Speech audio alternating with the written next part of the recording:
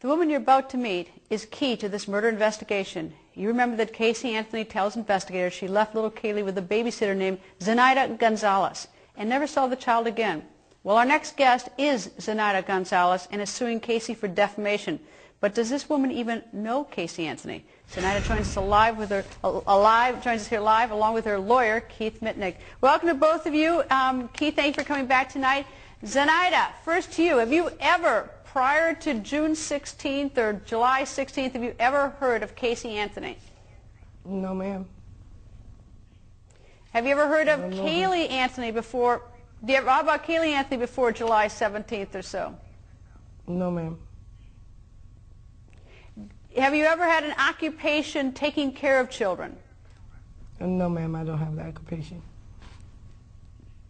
Now, at some point, the name Zenaida Gonzalez became a big name in this case. When did you first have any idea this toddler was missing?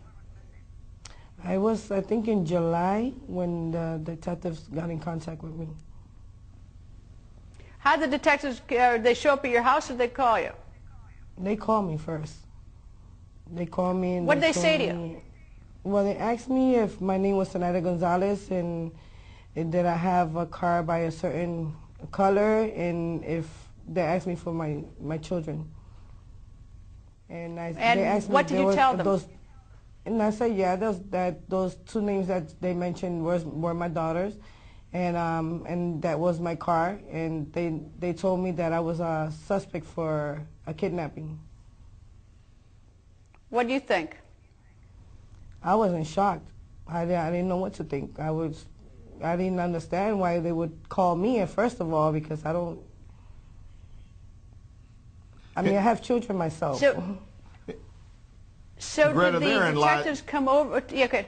Go ahead, Keith. Yeah, I was going to say, therein lies the problem.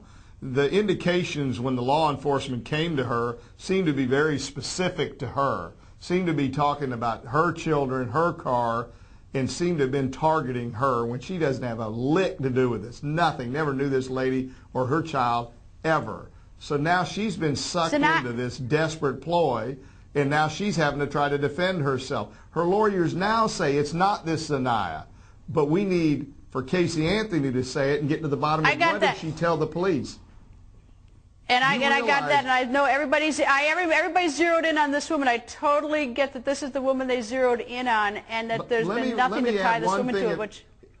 If I may, one thing that everyone may not realize. Yeah, go ahead. Okay. But one little piece that they may not realize.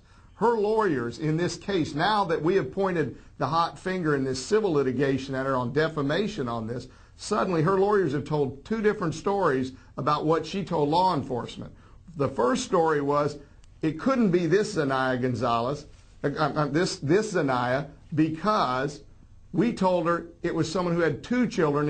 She has 6. A month later in court filings, they said it couldn't be her because we told the police the Zenaida had no children. They can't keep their stories straight. Let me ask Zenaida something.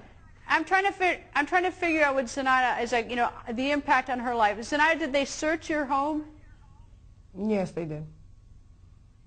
They tear it all apart looking for the child? No, they didn't tear it all apart, but they went through every room. You know, they talked to my daughters. They talked to my son. Did you lose your job? I lost my job. I lost my place to live because where I was staying at, they didn't allow me to stay there because I was accused of kidnapping a child. Zenaida, I hope that you'll come back and join us as this case continues to develop. I'll be more happy to. Thank you, Zenaida. Keith as well. Thank you both. Yeah, Up next.